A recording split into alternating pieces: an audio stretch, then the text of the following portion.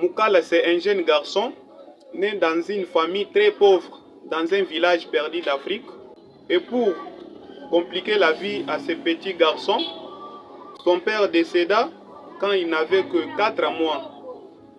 Il se retrouva dans cette famille avec sa maman, ses grands frères et ses grandes sœurs.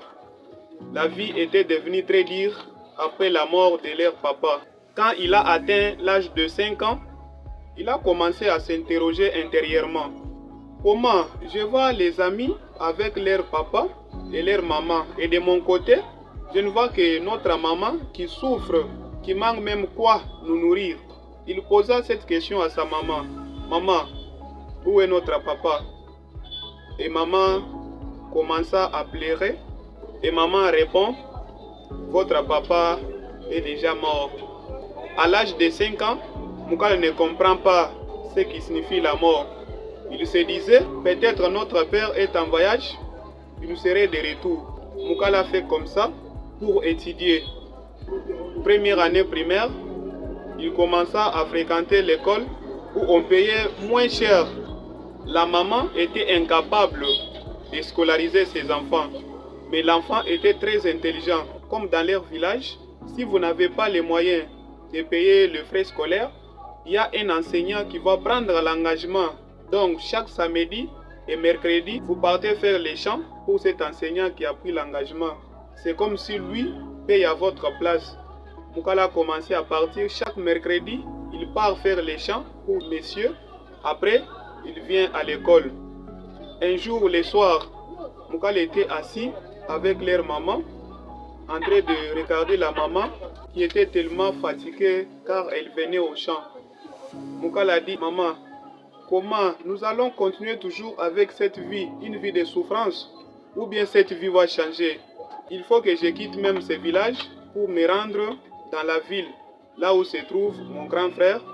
Je peux commencer à me débrouiller là-bas et me scolariser moi-même. La maman n'a pas accepté. Tu ne peux pas partir comme ça. Tes grandes sœurs, tes grands frères sont déjà partis. Je suis resté juste avec toi. Si tu pars aussi, vous allez me laisser seul. Moukala a pris la décision de rester. Un jour, on a appelé leurs voisins pour dire qu'on a besoin de causer avec notre maman. On a appelé la maman, on lui a donné le téléphone. Et vous savez, c'était qui? C'était son fils aîné qui était déjà parti en ville. J'ai besoin de Moukala. Du coup, on a payé le transport. Moukala est allé en ville chez son grand frère. Le grand frère a commencé à scolariser l'enfant. Il a obtenu son diplôme en commercial. Après, l'enfant se demandait toujours, malgré tout, j'ai laissé notre maman, elle souffre. Qu'est-ce que je dois faire pour sortir notre maman de la galère? Et de l'autre côté, son grand frère, lui, a décidé que Moukala puisse faire l'université. Moukala a accepté. Il se disait, dès que je termine l'université, j'aurai un boulot et notre maman va commencer à se retrouver, ainsi que mon grand frère qui m'a scolarisé. Il a fait 3 ans. Il est devenu gradué en informatique.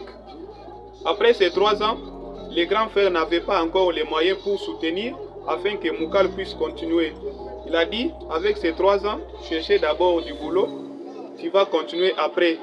Moukala a accepté, c'est bon, comme il n'y a pas encore de moyens, je cherche du boulot. Il a cherché du boulot pendant 1 année pour ne pas trouver. Il s'est dit, comme ça, je ne peux pas croiser mes bras, je peux commencer à me débrouiller. Et cette histoire, ce n'est pas juste pour Moukala. Je partage avec toi qui regarde cette vidéo. Si tu es étudiant, tu penses qu'après tes études, ça sera la fin. Donc si tu termines les études, tu auras tout ce que tu veux. Tu te trompes. Tu vas te retrouver comme Moukala. Après ses études, il s'est retrouvé en chômage pendant 1 année. Il n'a pas obtenu un job dans son domaine.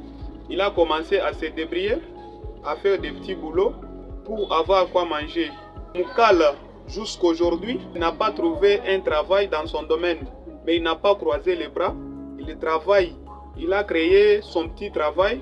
Actuellement, il prend soin de sa maman. Il aide les gens qui sont autour de lui. Si vous êtes étudiant, vous n'avez pas encore terminé. Je ne veux pas que vous puissiez répéter les choses que Moukala avait fait. il pensait qu'après l'université, il sera riche parce qu'il va trouver un boulot. Commencez à vous former dans d'autres choses. Par exemple, sur le plan financier, dans le développement personnel, vous ne savez pas ce qui va sauver votre avenir. C'était juste une histoire inspirante pour que vous puissiez prendre votre vie en main. Et si vous êtes un parent qui a envoyé son fils à l'université, il faut lui montrer cette vidéo, il faut donner des conseils à votre enfant. Comme toujours, la détermination construit la grandeur. Fiston Kabaya.